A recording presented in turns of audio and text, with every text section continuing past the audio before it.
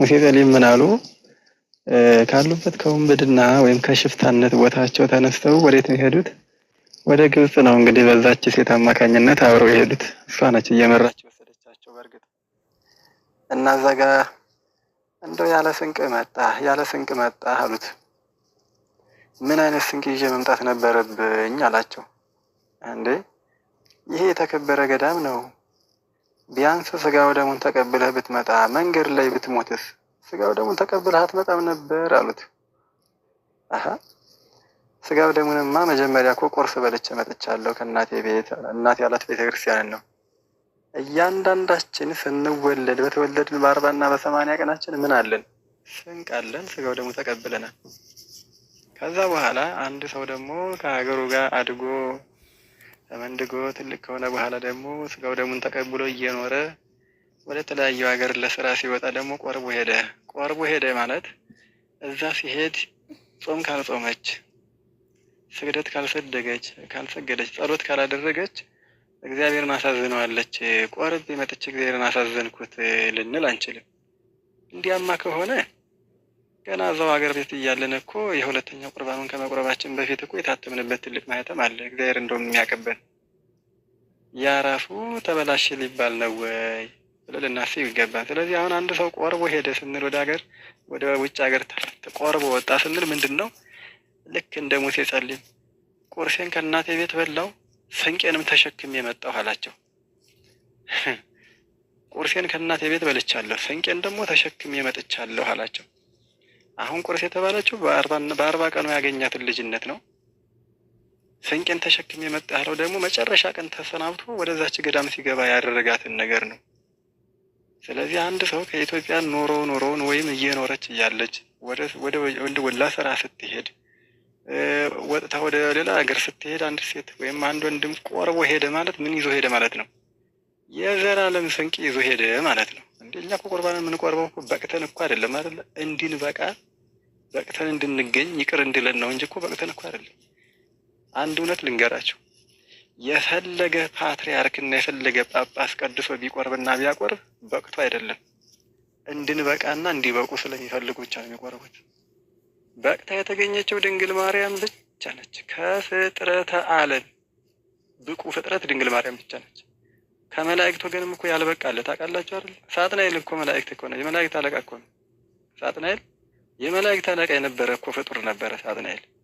አቅራቢ ስብሐት አኀዜ መንጦላዕት የነበረ ሰው እኮ ነው። ግን ምን ባል በደለ? ከመላእክት ወገንም እንግዲህ ከነፋስና ከእሳት የተፈጠረ ወገን እሱም በድሏል። ያልበቃም ማለት ነው። ከመላእክት ወገንም ያልበቃ ተገኝቷል። ከሰው ወገን ሁሉ ደግሞ ያልበቃ የለም አንልም። የበቃች ደግሞ ማን ተገኝታለች? ድንግል ማርያም ተገኝታለች። ስለዚህ አንድ ሰው ንስሐ ገብቶ ከቆረበ በኋላ ብቁ ነኝ ማለትም አይችልም። ከዓለም ተሳስቷል።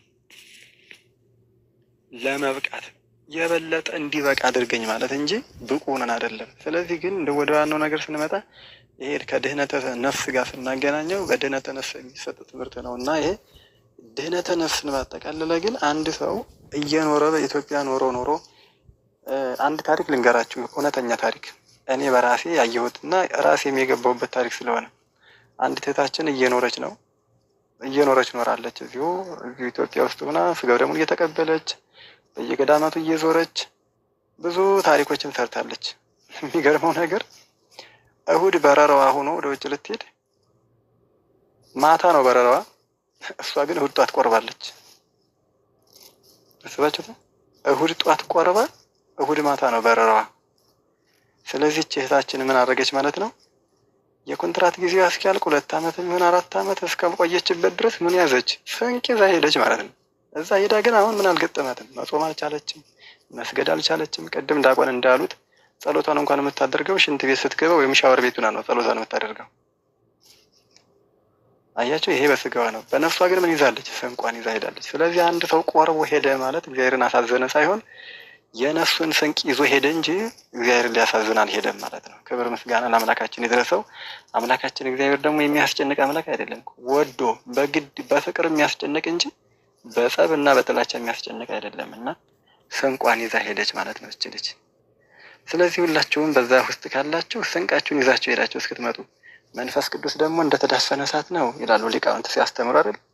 እናንተ ዛሬ ቆርባችሁ የሄዳችሁት ወይም በልጅነታችን የቆረብነው ቅዱስ ቁርባን በ40 እና በ80 ቀን የቆረብነው ቁርባናችን ንስሐ ገብተን በኃጢአት እንኳን ውስጥ ሆነን እንኳን ብንቀመጥ እንኳን አይደለም ኦርቶዶክስ ሆነን በኃጢአት ውስጥ ሆነን ሌላ ሃይማኖት እንኳን ቀይረን አንድ ቀን አውቆን እንደ አንድ ቀን ተጠጥተን እስክንመለስ ድረስ በሌላ ሃይማኖት ውስጥ እንኳን ሆነን ያ በውስጣችን ያለው ቅዱስ ቁርባን የተዳፈነ እሳት ሆኖ ይጠብቀናል። የሚገርማቸው የተዳፈነ እሳት አሁን እናቶቻችን በአመድ ያዳፍነው አይደል? ጠዋት ለማግኘት ማታ በአመድ ውስጥ ያደርግና ፍሙን ጠዋት ሲጨሩት ያገኙታል። መንፈስ ቅዱስም እንደዛ ነው። ክደን እንኳን ወጥተን በሌላ ሃይማኖት ብንሄድ በ40 እና በ80 ቀናችን የታተምንበት መንፈስ ቅዱስ እንደተዳፈነ እሳት ሆኖ ይገኛል። አንድ ቀን ስንመለስ ስንገልጠው ያልጠፋ እሳት ሆኖ እናገኘዋለን። እንኳን በ2 ዓመት እና በ3 ዓመት በ4 በ5 ዓመት ድረስ ከስደት መልስ የሚገኘው ቅድስና ቀርቶ ክዶ እንኳን የወጣ ሰው በቅዱስ ቁርባን ያ የተዳፈነ እሳት ነው መንፈስ ቅዱስ። እኛ ስንመለስ አብሮ ይመለሳል። ያ ራሳችን ያስወሰድነው ጸጋ ተዳፍኖ ተቀምጧል። ተመልሰን ግን አውቀ ነው ለምን አዳፈንኩ ብለን ስንገልጠው ግን እናገኘዋለን። ዘማሪ ጸጋ ኑሮን እዛ ሄደን የምንፈቅና መዝሙር ዘማሪዎች ብንሆንም ስንመለስ ግን እንዴ ዘማሪ ነበርኩ እኮ ያ ጸጋዬን ለምን ቀበርኩት ብለን ከጫር ነው የዘማሪ ጸጋችንን መልሶ ይሰጠናል። ክርስቶስ አዳፍኖ ያስቀምጥልናል። ተዳፍኖ ነው የሚቀመጠው። ማንም ሰው አይነካውም። ክርስቶስ የተዳፈነ መንፈስ ቅዱስ እንደተዳፈነ እሳት ስለሆነ፣ ስለዚህ በጠቅላላው ጠቅለል ባለው መልኩ ስንሄድ ቆርበን ሄድ ነው የዘላለም ስንቅ እንጂ እዛ ሄደን ኪሳራ የምንከስርበት አይደለም። የበለጠ ስም ቀብረን የምናስቀምጥበት መለኮታዊ እሳት ይዘን ሄድን እንጂ የሚጠፋ በውሃ የሚጠፋ ወይም ደግሞ በኃጢአት የሚቆሽ አይደለም። የእግዚአብሔር ቅዱስ ስጋውና ክቡር ደሙ አንድ ሰው ቆርቦ ሄደ ማለት ኃጢአት ሰራ ማለት ደግሞ ስጋው ደሙ ቆሸሸ ማለት አይደለም። መለኮት ሊቆሽ አይችልም።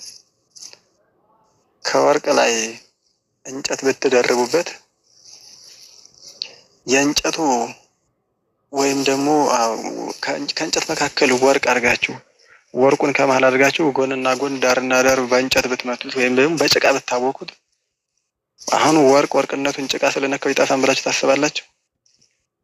የፈለገ ጭቃ ውስጥ ቢሆን ወርቅ ነው አይደል? በጭቃ ቢለወስ ወርቅነቱ ይለቃ እንዴ? አይለቅም። ሲታጠብ ይገኛል። ሰውም በፈለገው ኃጢአት ወርቆ ሊሆን ይችላል። ስጋው ደግሞ ግን አይቆሽም፣ ወርቅ ነው። በጭቃ ይታጠባል። ጭቃ የገባ ወርቅ ሲታጠብ ወርቅ ሆኖ እንደሚገኝ በኃጢአት የወደቀች ነፍስና ስጋው ደግሞ ቆርቦ ተቀብሎ የተዳደፈች ነፍስ ደግሞ ስጋው ደግሞ ወርቅ ነው። መቼም ቢሆን አይቀየርም። በእሳትም ብትፈትነው ወርቅ ነው። በጭቃ ውስጥ ብትከተው ሲታጠብም ወርቅ ነው። ስለዚህ የተዳፈነ እሳትና በጭቃ ውስጥ ያለ ወርቅ ነው። ስጋው ደግሞ አይቆሽም። እኛ ስጋው ደሙን ተቀብለን በኃጢአት አቆሸሽ ነው አንልም፣ አይባልም። ስጋው ደሙን ተቀብዬ ነፍሴን ግን ምን አልኳት? አቆሸሽኳት ልንል እንችላለን። ስጋው ደግሞ አይቆሽም። ወርቅ በጭቃ ውስጥ ገብቶ ጭቃ ነክቶት ተብሎ ይጣላል? ሲታጠብ ወርቅ ነው። እኛም ስንታጠብ ያ ወርቅ የተባለው የማይቀየረው የማይቆሸው መንፈስ ቅዱስ ያ የክርስቶስ ስጋና ደም አሁንም አለ ማለት ነው። ስለዚህ ስንቅ ይዘን ሄድን እንጂ ያለ ስንቅ እንዳንጓዝ ሆነን እንጂ ስንቅ የያዝነውን ስንቅ አቆሸሽ ነው ልንልም አንችልም። የእኛ መቆሸሽ ስጋው ደሙን አያቆሸውም። የእኛ መጥፋት ስጋው ደሙን አያጠፋውምና ስለዚህ በዚህ ነው የሚታየው እንጂ አሳዘን ነው አይባልም። ስጋው ደሙን መንፈስ ቅዱስም አያዝንብንም። ለምን? የተዳፈነ እሳት ስለሆነ ስንመለስ ይጠብቀናል። ማዕዱን መሶብ ላይ ሂደን ቤተክርስቲያን እንደ መሶብ ሆና የክርስቶስ ስጋና ደም ደግሞ እንደ ምግብ ሆኖልን በበላንባት መሶብ በጠጣንባት ቤት ተመልሰን እስክንመጣ በውስጣችን ተዳፍኖ እናገኘዋለን። ያ የማይቆሸው ወርቅ ክርስቶስ ስጋና ደም። ስንመለስ ደግሞ ወርቁን በወርቅ እናገኘዋለን።